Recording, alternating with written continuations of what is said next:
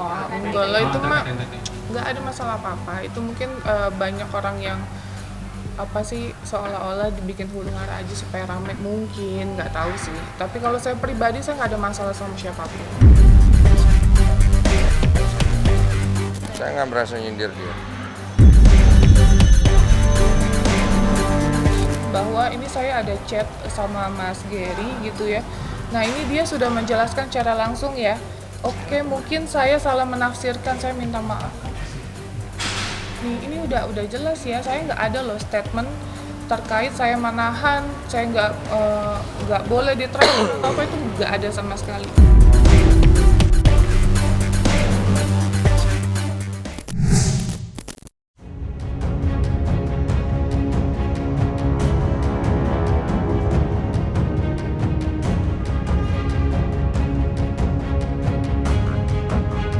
Belum lama ini, isu pecah kongsi antara Denny Sumargo dan Pratiwi Novianti benar-benar menjadi perhatian banyak orang.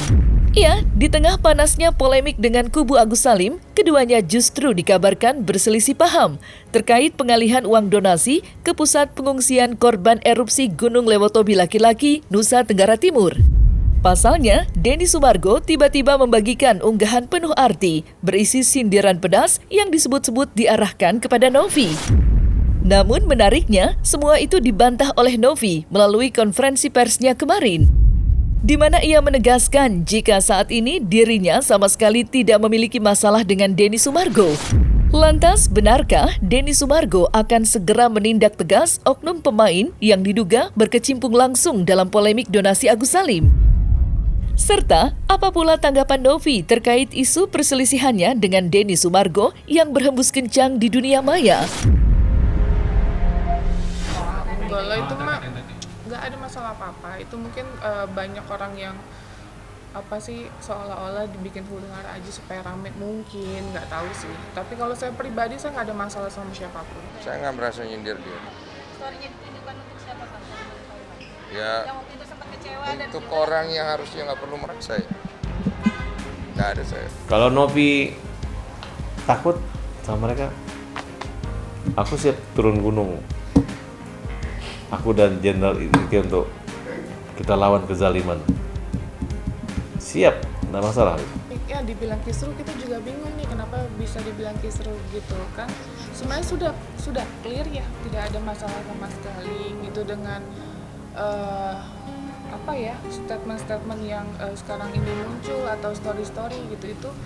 Itu yang menjadi bingung juga untuk saya, karena kan kita di sini kan juga jalan ya, maksudnya saya ada kegiatan juga gitu, ada kegiatan lain, terus kemarin sempat ada live streaming juga, makanya agak kaget kok rame, ada apa lagi nih, seperti itu sih. Nah, kalau ditanya saya bingung ya, karena nggak ada statement itu gitu loh. Mungkin ini masalah internal yang harusnya tidak perlu di-up ke media gitu, karena yang saya jelaskan mungkin lebih ke SOP-nya gitu, SOP internal yang ini sudah melangkahi seperti itu, tapi sudah clear harusnya ya, dan tidak ada masalah lagi. Makanya saya bingung juga ada orang-orang yang membuat video atau menggoreng berita supaya ramai, itu tujuannya apa saya juga nggak tahu gitu, karena yang selalu saya pertegas, saya juga mau ini selesai, jangan dibilang nanti saya mendapatkan keuntungan atau apa. Saya nggak ada yang diuntungkan sama sekali. Itu lebih ke intinya. Setuju banget. Kecewa kenapa? Kecewa. Saya nggak perlu jelasin di sini karena tujuan saya selesaikan donasi. Nanti kalau sudah selesai donasi, buat pemain yang ada di dalam urusan donasi ini, hati-hati lu sama gua. Udah sebel banget. Paham kau, Ger ya? Jangan kau belain ya. Aman. Gue kelarin juga lu. Kita lempeng aja bang jalan. Ya, lu lurus aja, jangan macem-macem sama gue. Ya. Gue udah terlalu banyak sabar sama kalian semua. Oke. Saya udah capek. Saya dari awal bantu, saya dari awal tolong.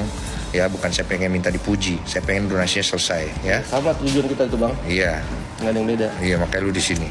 Nah, satu lagi ya, mungkin ini ada statement kan terkait katanya saya ada penahanan donasi dan lain-lain.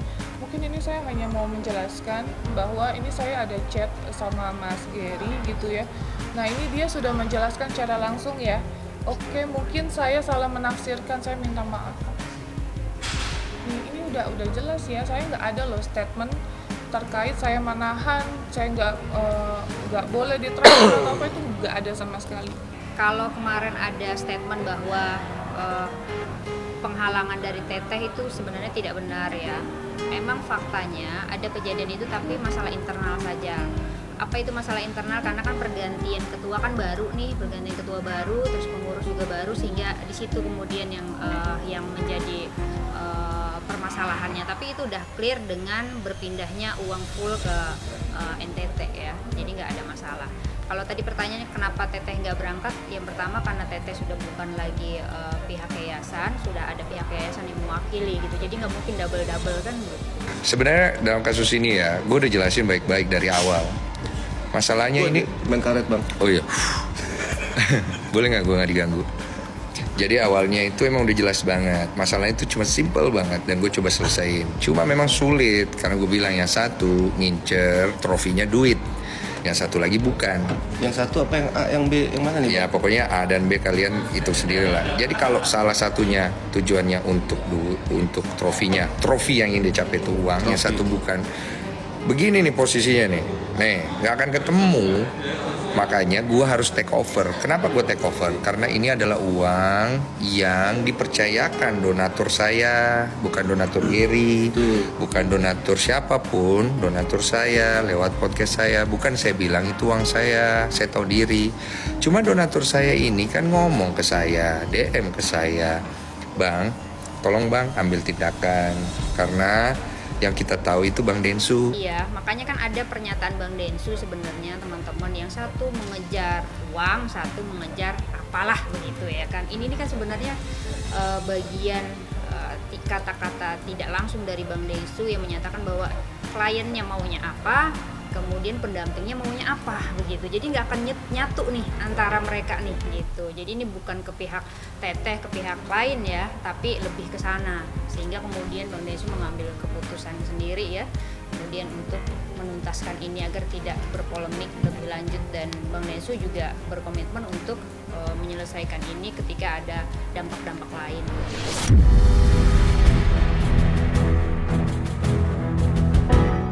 Dialihkannya uang donasi Agus Salim kepada Pusat Pengungsian Bencana Erupsi Gunung Lewotobi laki-laki hingga sampai saat ini masih menyisakan perdebatan sengit tak bertepi. Apalagi selain menimbulkan spekulasi adanya pecah kongsi antara Denny Sumargo dan Pratiwi Novianti, dalam pandangan hukum, uang yang disalurkannya pada para pengungsi juga masih berstatus sengketa. Mengingat persidangan dari gugatan pihak kuasa hukum donatur sampai detik ini masih berjalan pula di Pengadilan Negeri Tangerang. Hal ini pun ditanggapi oleh Novi dalam konferensi persnya kemarin. Mengingat namanya yang masih saja ikut dibawa-bawa, padahal dirinya sudah resmi mundur dari jabatan ketua yayasan. Lantas, seperti apa tanggapan Novi terhadap pihak-pihak yang menuding kemundurannya itu sebagai upaya melarikan diri dari tanggung jawab? Serta benarkah pula gugatan para donatur sudah tidak ada kaitannya dengan Novi, walaupun dirinya yang memulai donasi tersebut?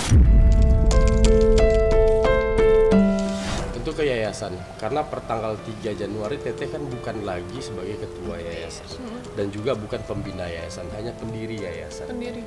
Sehingga memang apapun yang berlangsung setelah tanggal 3 Januari bukan lagi kewenangan dan tupoksinya Teteh.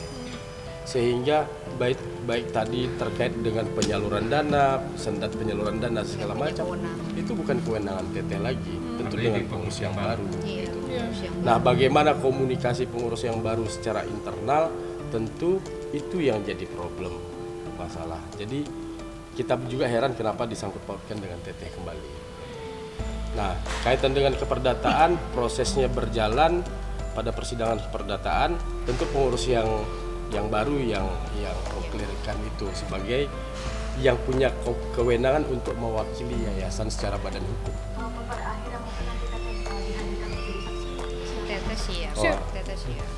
Jadi itu kebijakan dari badan pengurus kan. Jadi badan pengurus kemudian menentukan bahwa Teteh sudah bukan ketua lagi dari surat pengunduran diri, maka Gary lah yang kemudian menjadi ketua. Jadi nggak ada sangkut pautnya tadi lepas tangan. Jangan dibilang lepas tangan, orang yang gaji masih saya gimana ceritanya.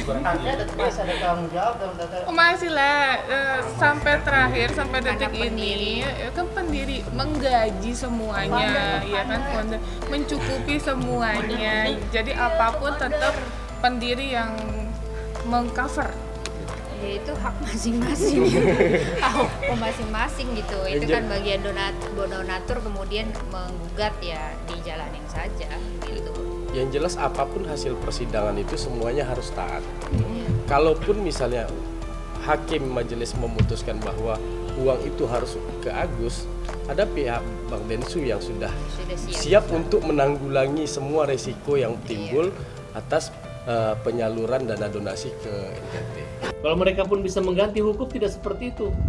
Kalau hukum seperti itu, ayo kita korupsi. Setelah kita korupsi, nanti ketahuan kita kembaliin uangnya. Karena saya bisa menggantikan, seperti itu kira-kira.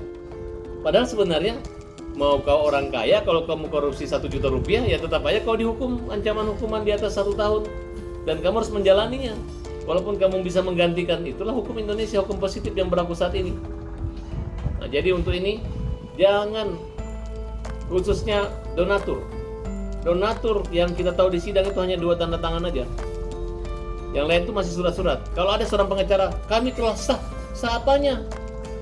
Kalau kamu sebagai pengacara, ya, tapi dalam pembuktian nanti surat-suratnya akan diperhatikan, dicari, dimediasi aja.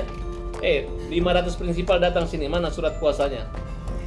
Dia mau cabut mah dipanggil. Orang yang mencabut itu dipanggil gitu. Kenapa kita nggak mau gugatan ini gugatan asal-asalan? Gugatan yang rekayasa, persekongkolan, perkawanan, ya, yang sengaja dibuat-buat untuk saling lempar. Yang dulunya pengacaranya Novi, yayasan, kemudian dilempar lagi di sana, mereka menggugat, mereka membuat satu manuver seolah-olah ini adalah perbuatan, adalah jasa penitipan mereka, merupakan bagian daripada instansi yang terkait, yang mengawasi, bisa memilih hak, bisa memindah-mindahkan dana ini, bisa mempermalukan, bisa mengejek Agus. Tidak dapat dipungkiri memang, sosok Novi belakangan ini seakan tidak ada habisnya diterpa permasalahan dari segala penjuru. Mulai dari spekulasi perselisihannya dengan Denny Sumargo hingga gugatan yang dilayangkan para donatur. Mirisnya lagi, derasnya badai ujian masih kencang menerpa Novi sampai saat ini. Buktinya, kini ia turut dilaporkan pula oleh pihak kuasa hukum Agus Salim yang merasa sakit hati menyaksikan uang donasi sang klien kini habis disalurkan kepada para pengungsi bencana alam erupsi Gunung Lewotobi laki-laki. Lantas, seperti apa Novi menyikapi datangnya laporan baru dari Agus Salim? Sudah, jalani aja, ikutin aja prosesnya. Kalau emang gimana nih?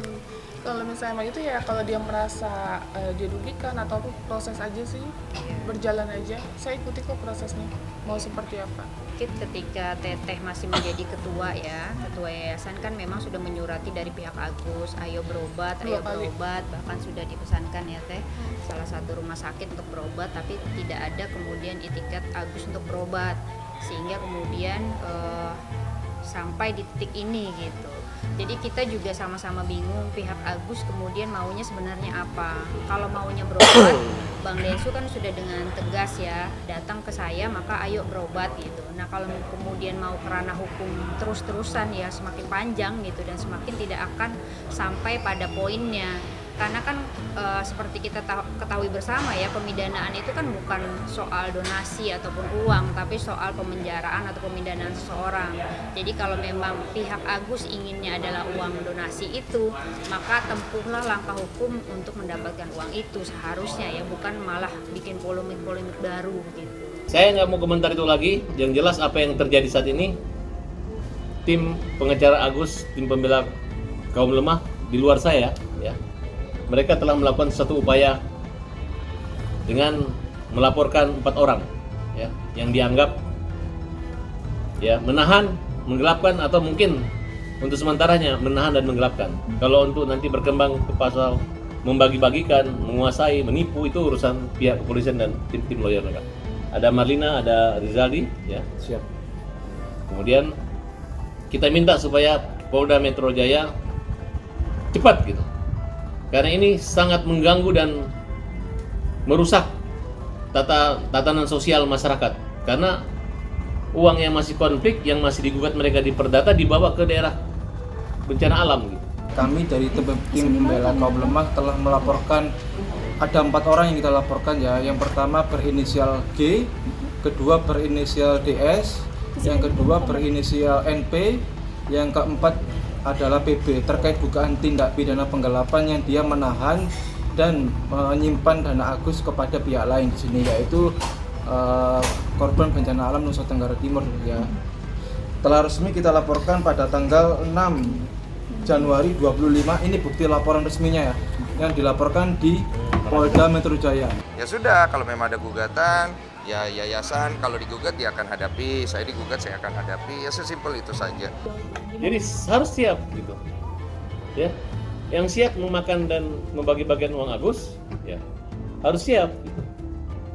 Karena kalau nggak siap, dipotong. Mana janji kalian? Kalau Pak Denny punya janji, kalau Teteh Nopi yang ambil uang Agus, saya sikat. Tapi sendiri, Pak Denny sendiri yang buat seperti itu. Coba, gimana? Emang enak jadi Agus, Pak? Teh Nopi emang enak jadi Agus? Coba tanya, emang enak? Nggak enak hidup sama kayak seperti Agus. Kalau mau kebunuh aja langsung. Jangan kebunuh karakter Agus seperti ini. Jangan jatuhkan mental Agus. Sedih Agus, Mbak. Beneran aku bilang. Mereka jatuhin mental Agus secara perlahan, membunuh Agus. Kenapa nggak bunuh aja langsung? Intinya Agus sangat keberatan ya dan kecewa atas pengalian uang sumbangan ini kepada korban bencana alam Nusa Tenggara Timur.